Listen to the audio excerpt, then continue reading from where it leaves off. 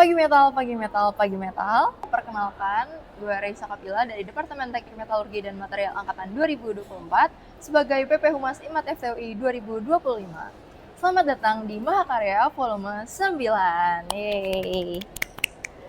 Nah, hari ini kita bakal ngobrol-ngobrol bersama CPO dari M&M ke-20, Fadil Bramantio Putra. Sebelumnya, perkenalkan nama saya Raka Noval Abdullah dari Departemen Teknik Metalurgi dan Material Angkatan 2024. mungkin pertama-tama nih kan, boleh nggak sih ceritain dulu kira-kira Gradient itu tentang apa sih acaranya? Dan apa nih yang bikin khas dari Gradient itu sendiri? Nah, mungkin kalian masih penasaran nih Gradient apa. Jadi gue jelasin kepanjangannya itu Green Polymer Education, Innovation, and Competition. Nah, sesuai namanya sendiri, Gradient ini merupakan sebuah kompetisi yang khusus di bidang polimer gitu.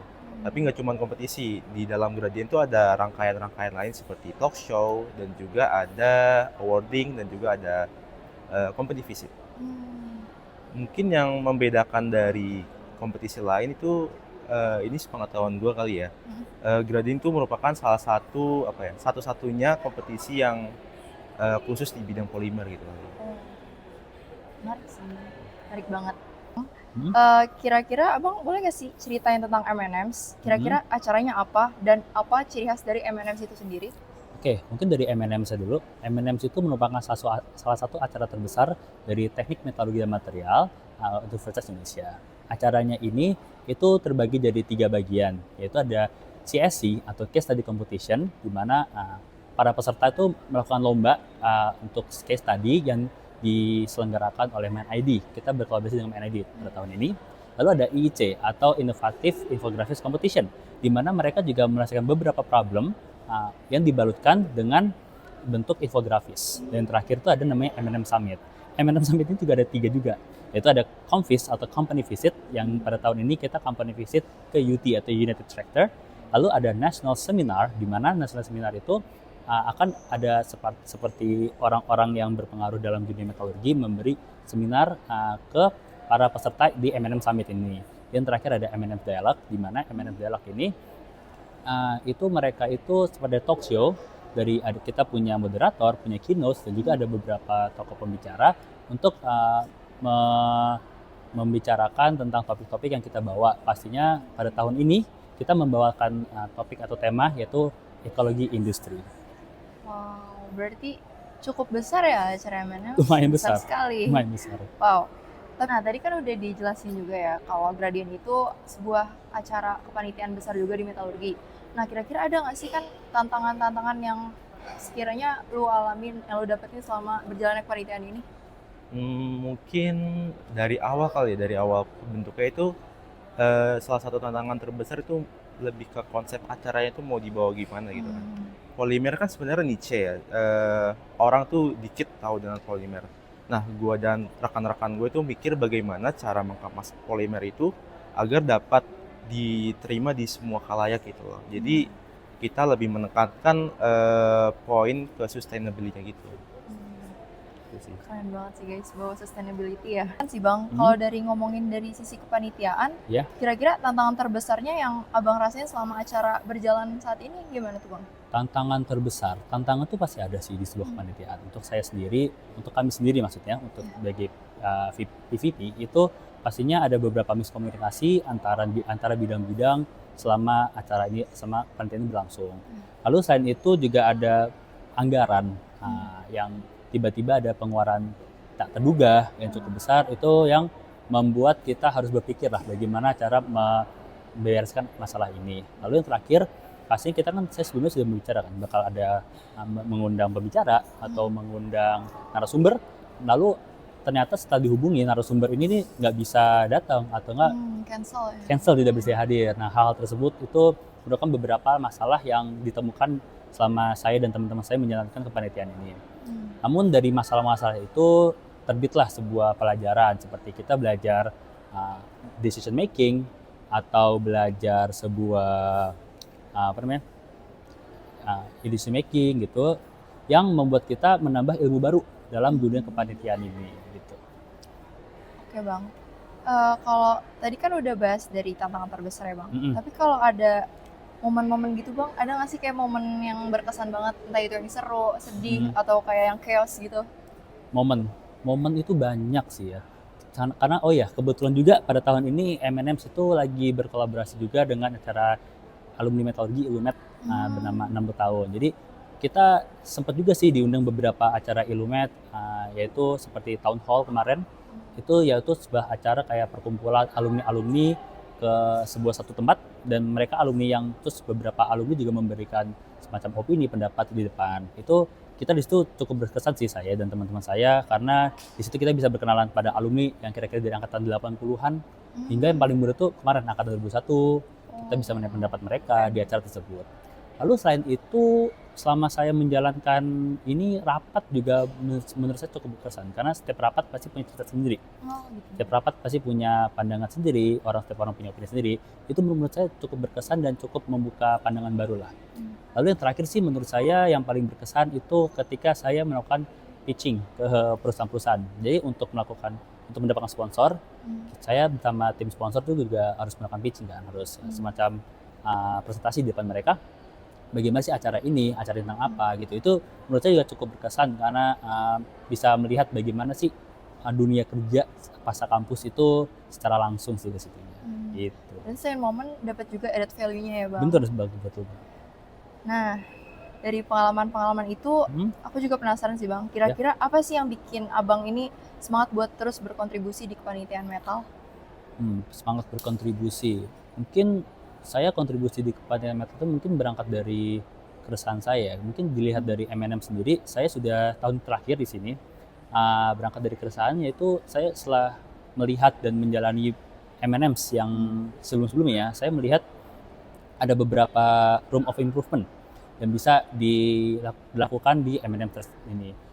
Selain itu, saya juga selama saya di kuliah, selama saya baru masuk, saya itu punya bucket list, yaitu menjadi PO atau VPO di sebuah kepanitiaan yang ada di metalurgi ini sih.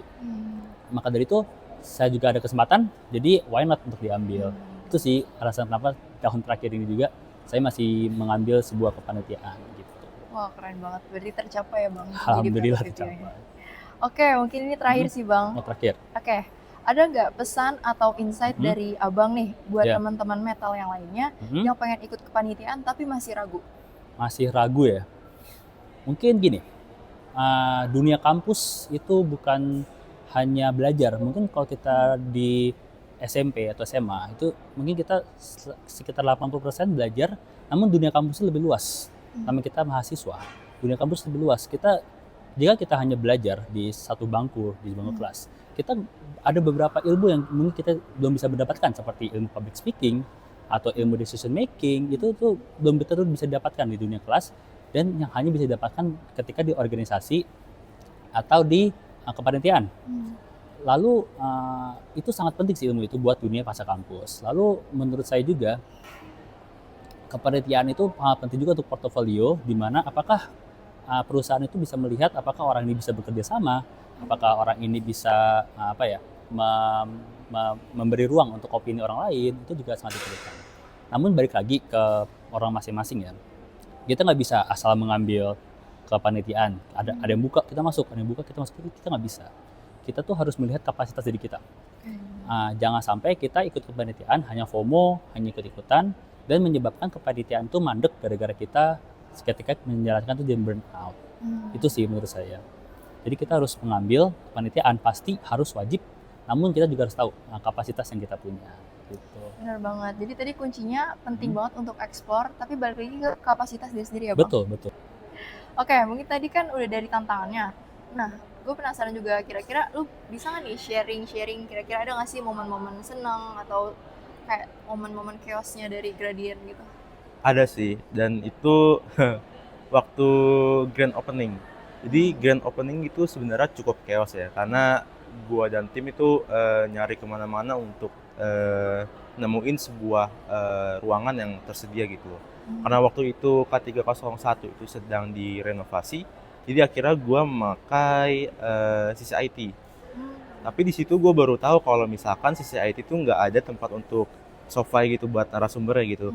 Jadi akhirnya gue sama tim nyewa sofa Dan akhirnya kita bawa dari lantai 1 sampai lantai 3 itu Wow. dibawa pakai tangan sendiri gitu loh, gotong-gotong sofa. Wow, itu experience yang amazing sih. Iya.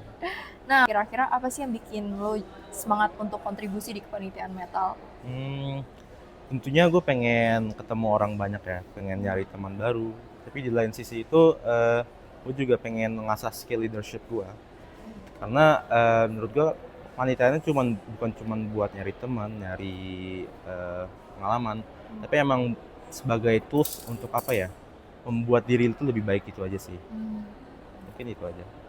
Nah, mungkin terakhir nih, ada nggak sih pesan atau insight dari lo buat teman-teman metal lainnya yang pengen ikut kepanitiaan tapi masih ragu-ragu? Menurut gue just do it aja sih, karena apa ya, perkuliahan itu kan kayak hampa banget kalau misalkan nggak ada kepanitiaan, nggak ada organisasi. Dan menurut gue sayang aja kalau misalkan lu 4 tahun kuliah tapi nggak ada pengalaman apapun gitu loh. Jadi buat pengalaman kuliahan kalian itu lebih berwarna gitu loh, jangan ikut organisasi atau kepanitiaan. Jadi coba explore aja ya Iya. dunia. Mungkin itu aja pertanyaan-pertanyaannya. Nah, tapi sebelum kita menutup sesi wawancara kali ini, mungkin ada game kecil-kecilan dulu kali ya, Bang? Oh, boleh. Apa tuh game-nya? Game-nya adalah This or That.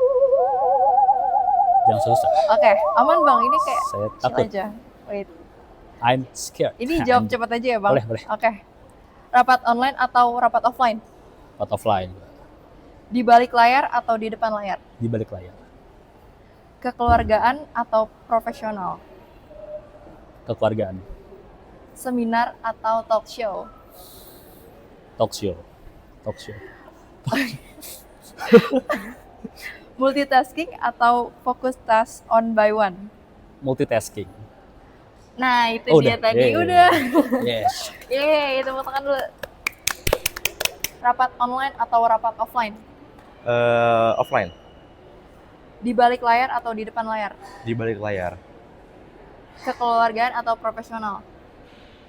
Profesional. Seminar atau talk show? Talk show. Multitasking atau fokus on task one by one? Kalau gue fokus task one by one. Oke, jadi segitu aja permainan Oke. singkat kita.